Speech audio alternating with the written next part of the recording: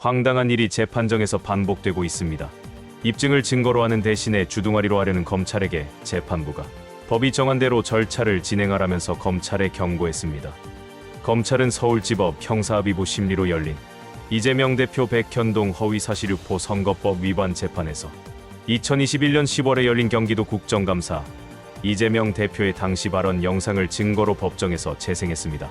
이 발언 때문에 기소했다라는 증거 제출이었습니다.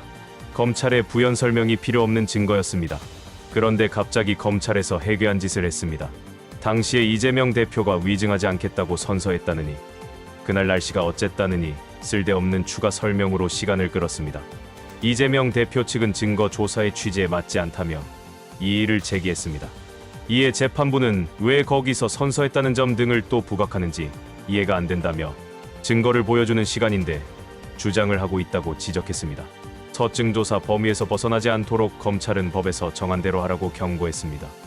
자신들이 법이라 생각하는 검찰에선 법대로 할 생각이 없었고 재판부의 경고도 받아들일 생각이 없었습니다. 재판부의 경고가 끝나자 검찰은 보란듯이 다시 당시 이 대표의 발언 배경을 설명하려 했고 재판부는 즉시 제지에 나섰습니다. 검찰이 자꾸 법에서 정한 서증조사 범위를 벗어나려 하는데 이런 위법한 일을 그대로 둘 수 없다라며 제지에 나섰습니다. 재판부는 또 검찰이 문제 삼고 있는 백현동 부지 용도 상향 변경과 관련해서 발언 전문을 아무리 살펴봐도 4단계 상향이란 표현은 나오지가 않는다며 검찰 주장을 지적했습니다. 이에 대해 검찰은 엽기적인 요청을 재판부에 했습니다. 검찰은 당시 이재명 대표의 발언은 민주당 문진석 의원의 질문에 대한 답변으로 질문에 직접 4단계 종상향이란 표현은 없지만 질문 취지에 4단계 종상향 내용이 담겨 있기 때문에 상상력을 발휘해서 그 취지를 봐야 한다라고 재판부에 상상력을 요청했습니다. 보통 읍소는 피고가 재판부에 하는 것인데 고질고질한 모습까지 검찰은 보이고 있습니다. 중앙정부 요청을 지방정부가 한두 차례 거절했는데도 계속해서 중앙정부가 전화하고 찾아오고 요청 공문을 보내오면 그것이 압박이고 협박입니다. 검찰은 국토부가 협박이란 직접적 표현을 쓴 적이 없는데 협박받았다고 허위 증언했다면서 참으로 억지스럽게 기소권을 남용하여 기소를 했던 것입니다. 그럼에도 이재명 대표는 이렇게 말했습니다. 물가는 최대 폭으로 오르고 또 실질소득은 최대 폭으로 감소했다고 합니다. 그야말로 우리 국민들의 삶이 벼랑 끝입니다. 그러는 사이에 유가 상승 그리고 고금리 때문에 정유사와 은행들이 사상 최고의 수익을 거두고 있습니다. 정유사는 전년 대비 영업이익이 무려 87.3%, 그리고 은행은 올해 60조 원이 초과될 것이라고 합니다. 정치가 불평등과 양극화 문제 해결에 나서야 합니다. 모든 것이 파괴되는 전쟁 중에도 누군가 돈을 법니다. 한반도가 처참하게 파괴될 때 일본이 재건됐습니다.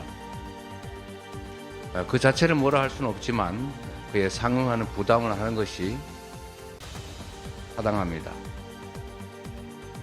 그래서 민생위기 극복 그리고 민생 고통을 분담할 수 있도록 횡재세 도입을 추진하겠습니다.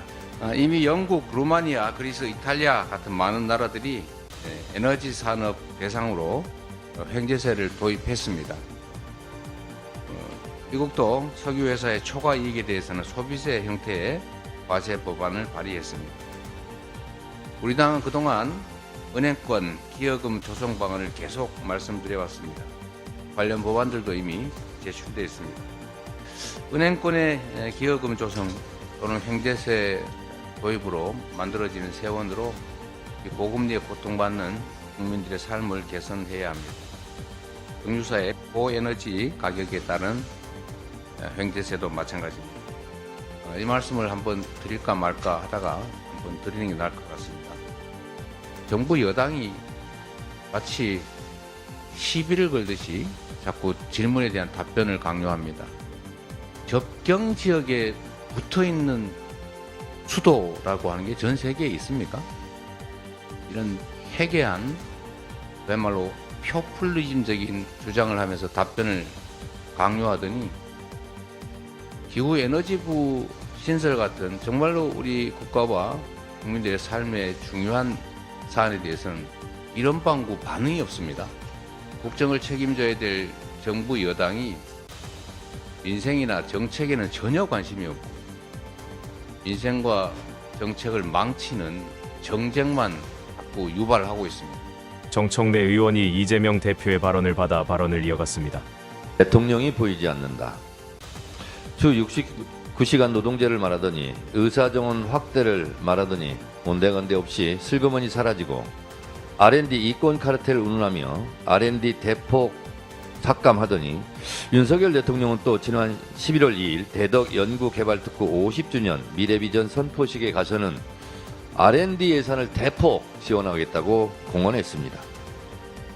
소방 공무원들에 대한 지원을 아끼지 않겠다고 말하는데 소방안전교부세 특례는 또 없애겠답니다. 병사 월급은 올려주겠다면서 병사들 후생복지 예산은 깎고 있습니다. 전세 사기 피해자를 돕겠다고 하더니 공공임대주택 예산 3조 원은 또 삭감하겠답니다. 윤석열 대통령은 마이너스의 손입니까? 마이너스의 입입니까? 대통령이 지원을 아끼지 않겠다고 말하면 지원을 매우 아낍니다. 대통령은 거꾸로 타는 보일러입니까? 이러니 허수아비 대통령이다. 대통령이 있기는 한 거냐는 말이 나오는 겁니다. 대통령이 뭘 몰라서 써준 대로 있고 업무 파악이 안 돼서 혼선이 크다는 말로는 설명할 수 없는 대목입니다. 보이지 않는 제2의 대통령이 있는 겁니까? 있다면 누굽니까? 대통령이 외국 여행을 자주 가서 국내에 보이지 않는다는 농담으로 넘기기엔 정말 심각한 문제입니다. 어제 노란봉투법 방송법이 국회 본회의를 통과했습니다. 노동계의 오랜 수건이 해소되었고 36년 동안 손 못 댔던 방송민주화, 방송을 국민의 품으로 돌려보내는 큰 성과를 냈습니다. 국민의힘이 필리버스터로 막겠다던 그 굳은 의지는 이동관 방통위원장 구하기, 검사 2명 살리기 때문에 스스로 무너졌습니다. 국회법 절차에 의해서 이동관 방통위원장, 부패 비리 의혹 검사 2명, 죄를 지으면 반드시 벌을 받는다는 것을 보여드리겠습니다. 반드시 탄핵하겠습니다. 그들의 입장에서는 노란봉투법, 방송법보다 이동관의 방송장악 시나리오가 더 중요했나 봅니다. 윤석열 대통령은 보이지 않고 사라졌다가 거부권, 거수기용으로 또 나타날 겁니다. 누군가 대통령을 조종하고 이용해 먹는 거 아닙니까? 대통령의 한심한 실언 시리즈나 묻지마 거부권 행사를 뒤에서 조종하는 보이지 않는 더 큰 손이 있는 것은 아닙니까? 정권 초기임에도 총선을 앞두고 내부 혈투로 심각합니다. 용산의 입으로 의심되는 인요한 위원장의 엄프도 반발에 부딪히고 있습니다. 주호영 의원도 강력 반발하며 영남 대구 사수의 깃발을 들었습니다. 이준석 신당도 시한폭탄처럼 째깍째깍 다가오고 있습니다. 영남 피바다가 현실화되는 겁니까? 김포 서울 편입 논란으로 당 지도부와 광역 지자체장들이 치고받고 싸우는데 대통령은 수수방관하고 있습니다.